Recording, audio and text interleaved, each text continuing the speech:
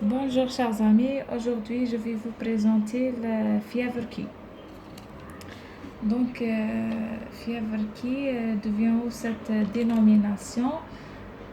C'est le Kiri fever, c'est-à-dire fièvre lors d'une épidémie de maladies fébriles et l'étiologie est inconnue chez des employés d'un abattoir à l'Australie. On commence par l'introduction. Fièvre qui est une zoonose causée par une bactérie négative intracellulaire stricte. C'est Coxella burnetii. Donc les animaux présentent le principal réservoir. Les animaux présentés par les bovins, les ovins, les caprins. Comme dans le cadre de brucellose. Et la transmission de l'homme, c'est un hôte accidentel. La transmission se fait généralement par inhalation d'aérosols contaminés. La fièvre qui se manifestait par deux formes, fièvre Q aiguë et fièvre Q chronique. Pour la fièvre aiguë, est le plus souvent bénigne. Symptomatique, elle peut manifester sous trois tableaux, soit un syndrome pseudogrippal, soit hépatite granulomateuse, soit une pneumonie atypique.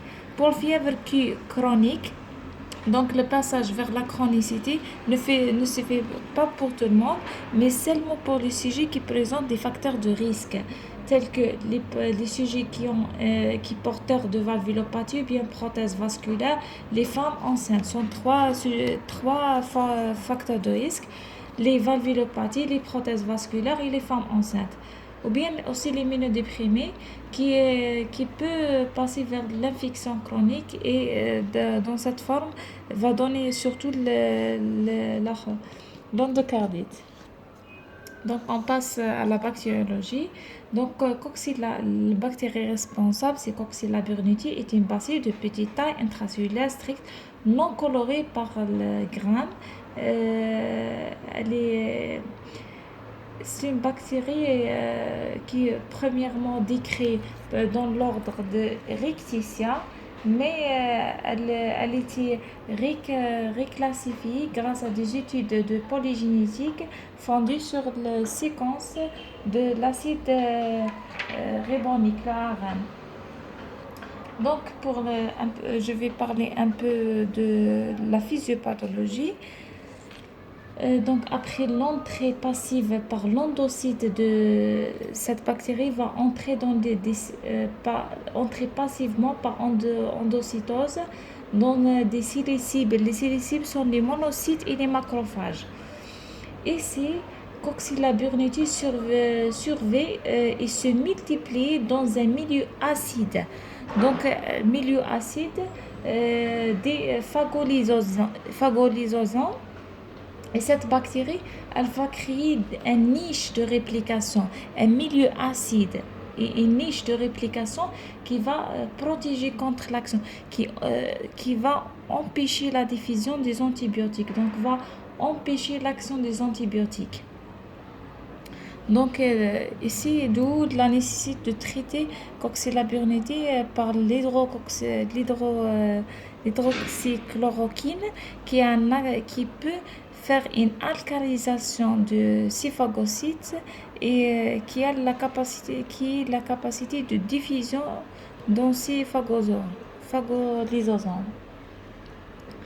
Pour le cycle complexe se fait par une forme extracellulaire, c'est le small clone variant, et une forme intracellulaire, c'est large colonie variant. Le Coxella burnetii aussi présente des variations antigéniques liées à la modification de liposaccharides de surface.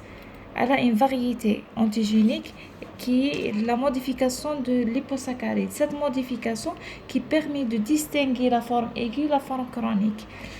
La forme aiguë, elle va donner des antigènes. Elle va nous donner deux types d'antigènes. Les antigènes de la phase 1 sont des antigènes naturels et variants. naturel et virulent est retrouvé chez l'hôte infecté. Par contre, l'antigène de la phase 2, non virulent, est obtenu après la culture cellulaire de la bactérie. Donc,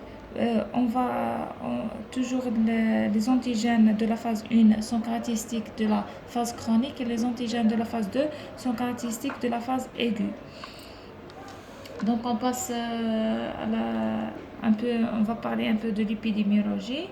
L'homme est un hôte accidentel, le réservoir est animal, et étant vaste, y compris des mammifères domestiques tels que les bovins, les ovins, les caprins, les chiens et les chats, les sauvages comme les renards et les rongeurs, ainsi que les oiseaux.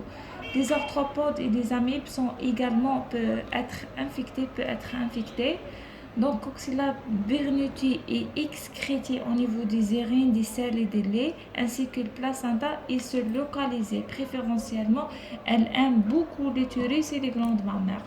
Donc, c'est pour ça la manifestation chez les animaux, comme la brucellose, elle va se manifester lors de la gestion par les avortements chez les bétails. Donc, on va trouver la bactérie dans le placenta des animaux et l'infection à l'origine de l'aérosol lors de la mise en bas. Chez l'homme, le mode majeur de transmission, c'est par l'inhalation de l'aérosol contaminé. La bactérie donc peut être propagée par le vent, si bien que les individus pouvant présenter une maladie sans aucun contact avec des animaux et qu'on rapporte. Donc un autre mode de contamination aussi, c'est l'ingestion de produits laitiers non pasteurisés, mais présente un mode de contamination mineur. Donc c'est tout ça, c'est le mode de contamination.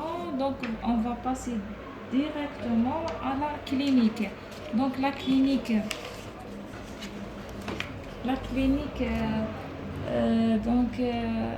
pour la fièvre Q présente, comme j'ai déjà dit, deux formes, aiguë et chronique.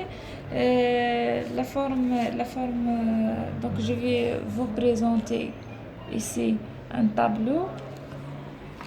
Donc l'infection par Coxella burnetii, 60% est asymptomatique, 40% symptomatique. Donc 38% va donner un syndrome grippal, donc lors de la phase aiguë. La phase aiguë, comme j'ai déjà dit, on a trois formes, soit pseudogrippale, soit pneumopathie atypique, soit hépatite granulomateuse. Le plus souvent, c'est seulement un syndrome grippal. Donc, ce syndrome grippal peut développer entre 2 à 5% en fièvre Q aiguë avec fièvre céphalique, pneumopathie hépatique ou bien hépatite granulomateuse.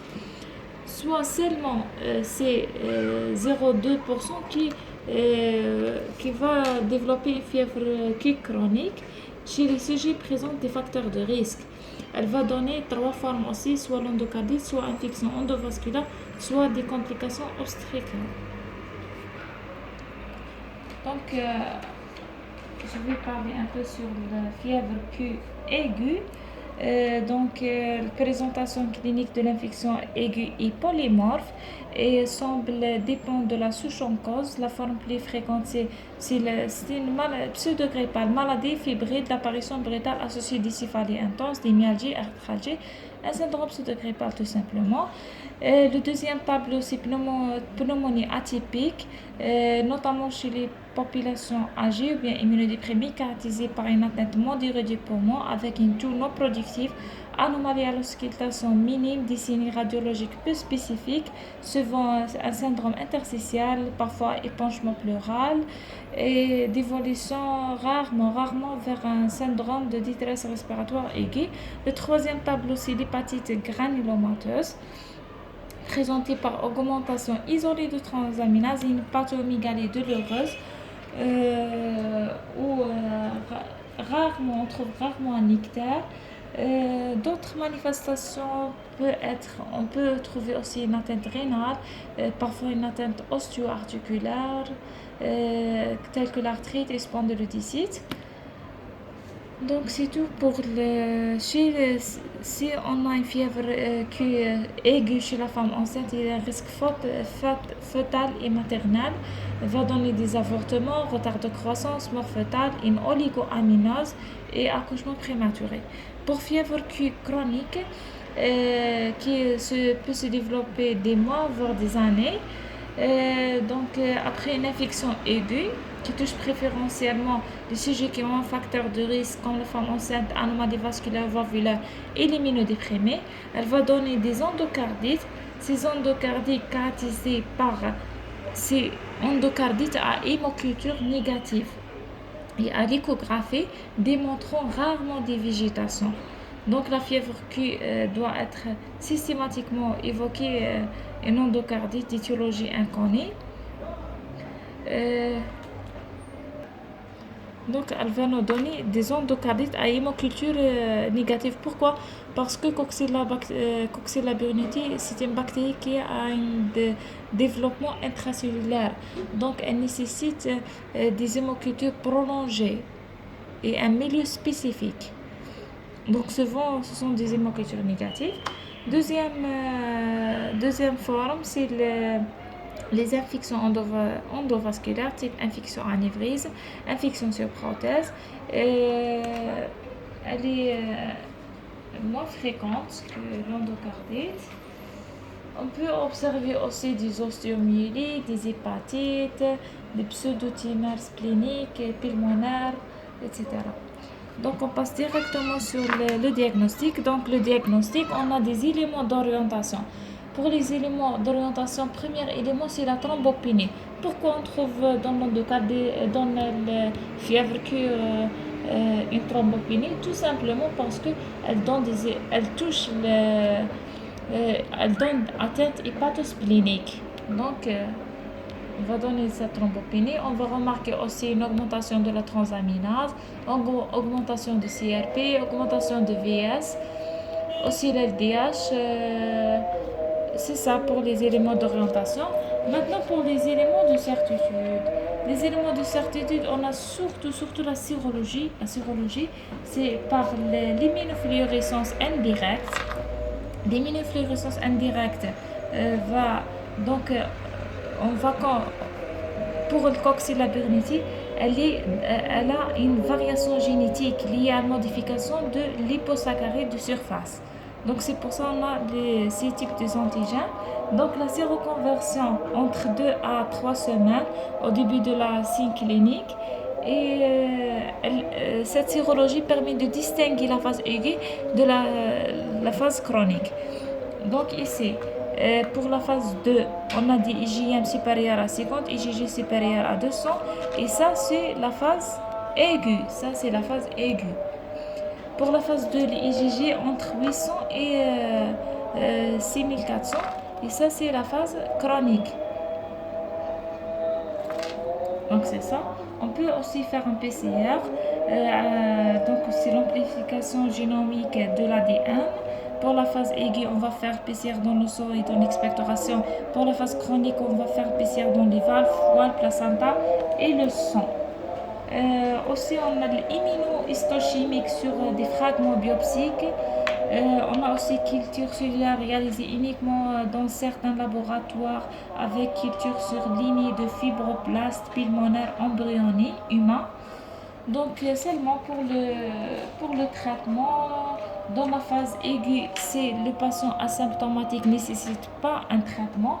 S'il est symptomatique, on va traiter par la doxycycline qui a une activité intracellulaire 100 mg 2 fois par jour pendant 14 à 21 jours. N'oubliez pas de faire une sérologie entre 3 à 6 mois pour vérifier si le malade passe dans la phase chronique. Pour la phase chronique, l'endocardite, on va traiter par la doxycycline 100 mg 2 fois par jour pendant 18 ou bien jusqu'à 3 ans, plus l'hydroxychloroquine 200 mg fois 3 par jour pendant 18 à 3 ans. Toujours, on va faire une sérologie, toxicité de ton médicament menstruel avec IgG de la phase 1 à 18 mois. Et pour décider le poursuite ou bien l'arrêt du traitement. Et merci.